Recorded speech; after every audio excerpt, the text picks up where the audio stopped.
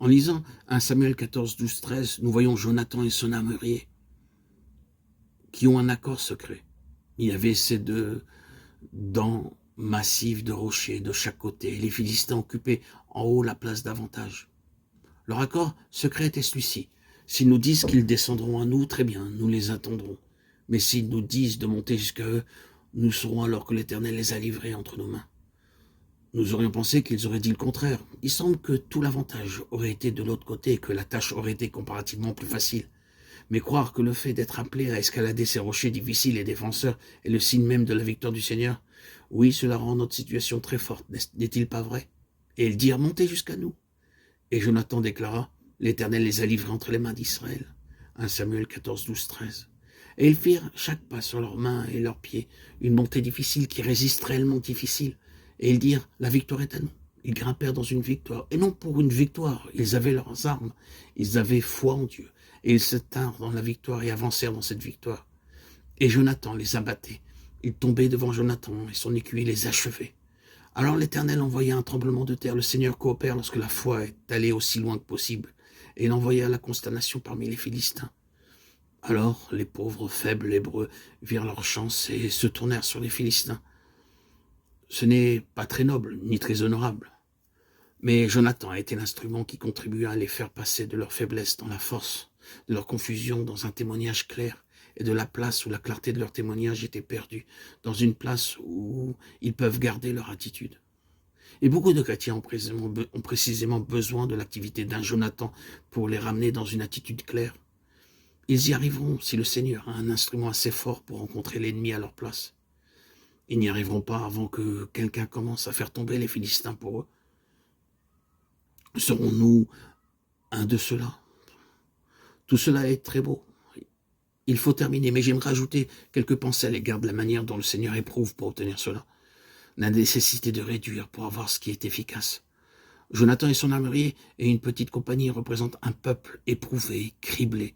Ils ont été éprouvés sur cette question de la foi dans le Seigneur, et ils ont été criblés jusqu'à terre. Là où la prière et la parole sont leur vie même. C'est ce que représentait aussi la compagnie de Gédéon. Une compagnie éprouvée, amenée dans une position de foi absolue en Dieu. Car c'était là ce que Dieu a désiré. Car Israël s'attribuerait la gloire qui m'appartient en disant « c'est ma main qui m'a délivré ». Juge 7.2. Israël devait être à la place où Dieu et son seul espoir et la foi en Dieu étaient la base sur laquelle il se tenait. Alors, chaque homme dut mettre son épée à son côté et se tenir à sa place. Nous avons une image très bonne dans les 300 de Gédéon, d'une compagnie éprouvée, demeurant dans la prière à la parole de Dieu, l'épée de l'Éternel. Le Seigneur de la parole, Juge 7.20. Le Seigneur veilla à ce que tous ceux qui avaient le cœur troublé retournent chez eux. Un cœur troublé ne saurait être utile. La foi est nécessaire ici.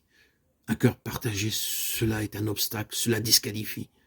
Un cœur craintif, ce fut la première épreuve, et une grande partie des hommes s'en retournèrent à la maison parce qu'ils avaient un cœur craintif. Un cœur divisé fut la seconde épreuve. Ceux qui se courbèrent sur leurs mains et leurs genoux pour boire l'eau montrèrent qu'ils n'étaient pas entièrement prêts pour cette tâche.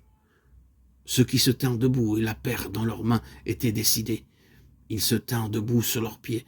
Ils ne buvaient que parce que cela leur était nécessaire. Non.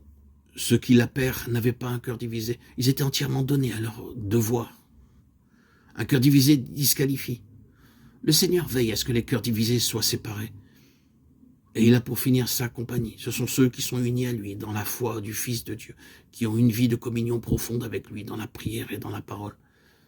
Ils seront toujours une compagnie éprouvée et nous ne devons pas nous décourager ni penser que ce soit une chose étrange lorsque le Seigneur commence à séparer, de sorte que nombreux sont ceux qui reculent et rentrent chez eux.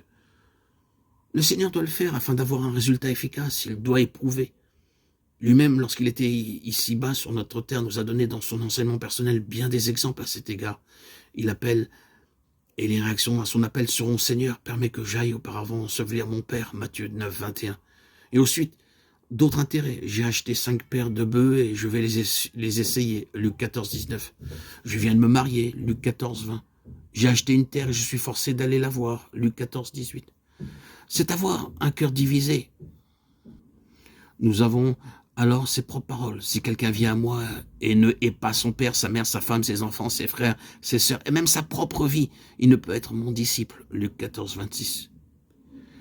Quiconque ne porte pas sa croix et ne me suit pas ne peut être mon disciple. Luc 14, 27.